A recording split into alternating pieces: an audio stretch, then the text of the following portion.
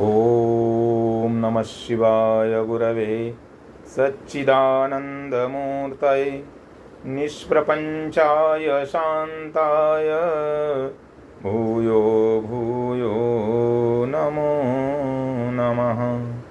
श्रीरामं सह लक्ष्मणं सकरुणं सीतान्वितं सात्विकं वैदेही मुखपद्मलुब्धमधुपं पौलस्त्यसंहारकं वन्दे वन्दे पदाम्बुजं सुरवरं भक्तानुकम्पाकरं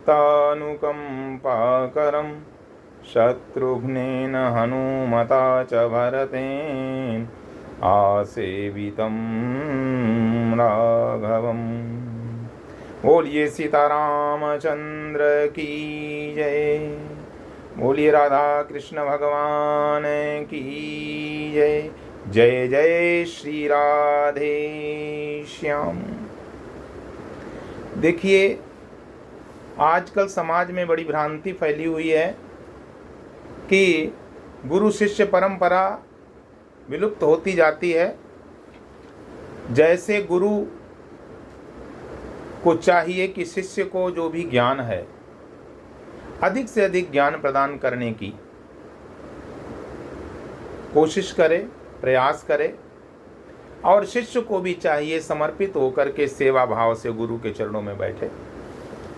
जो लोग विद्या अध्ययन करने के बाद कहते हैं कि मैंने अपने परिश्रम से ये ज्ञान प्राप्त किया, गुरु की सेवा से, गुरु की प्रसन्नता से, गुरु के आशीर्वाद से जिस ज्ञान की प्राप्ति हो सकती है, उस ज्ञान की प्राप्ति अध्ययन से भी नहीं हो सकती है। गोस्वामी तुलसीदास जी के एक शिष्य थे, वो मूर्ख थे, उनको कोई ज्ञान नहीं था, लेकिन गोस्वामी तुलसीदास जी की सेवा किया करते थे। आगे चल करके उनका नाम हुआ तोटकाचार्य। एक दिन की बात है, गोस्वामी तुलसीदास जी संत रैदास से मिलने के लिए गए। संत रैदास को पता चला कि गोस्वामी तुलसीदास जी मुझसे मिलने के लिए आ रहे हैं।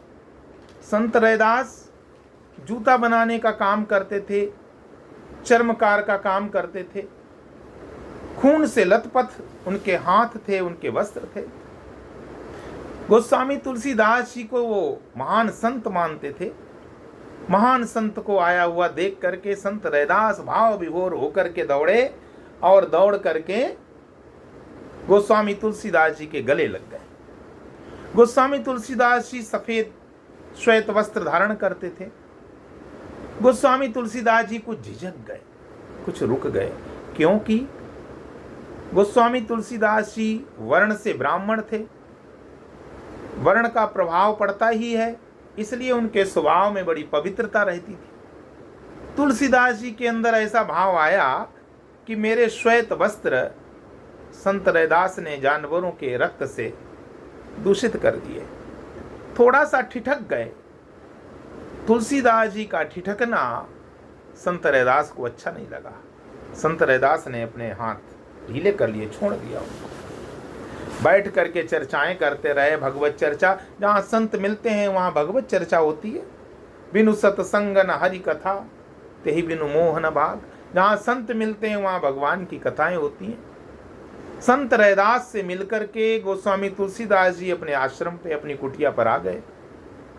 तुरंत उन वस्त्रों को निकाल दिया और तुलसीदास जी ने कहा उस तोटकाचार्य से कि अरे शिष्य, इन वस्त्रों को ठीक प्रकार से साफ कर देना, धुल देना, इसमें एक भी दाग न रह जाए खून का।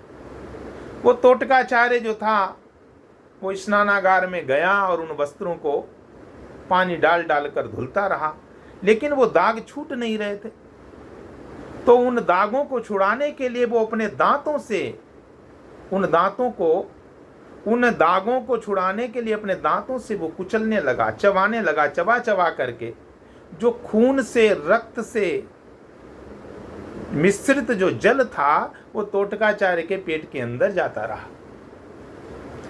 तोटकाचार्य के अंदर संत रैदास जैसे भक्त के हाथों का लगा हुआ रक्त पानी के सहारे चला गया।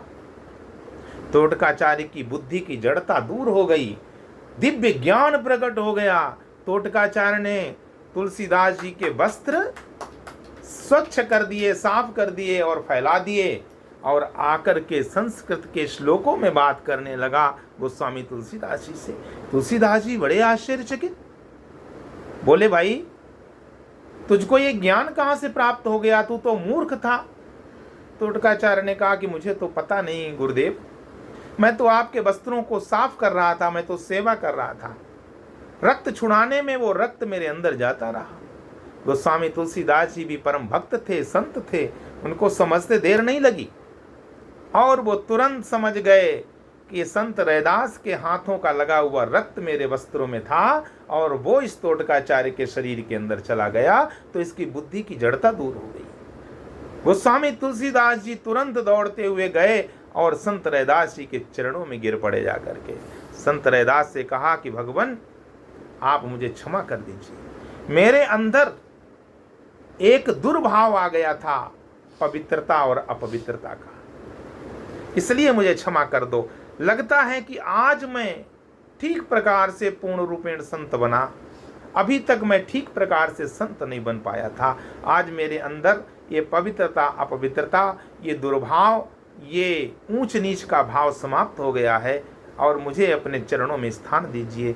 ऐसे गोस्वामी तुलसीदास जी ने संत रैदास से जाकर के क्षमा मांगी। कहने का तात्पर्य, गुरुजनों की सेवा करना, संतों की सेवा करना इतना महान कार्य है कि जो बड़े बड़े वेद पुराण शास्त्र पढ़ने के बाद भी जो ज्ञान नहीं प्राप्त होता है, वो ज्ञान संतों और सद्गुरुओं की सेवा करने मात्र से प्राप्त हो जाता है। जय श्री कृष्णा, जय श्री राम।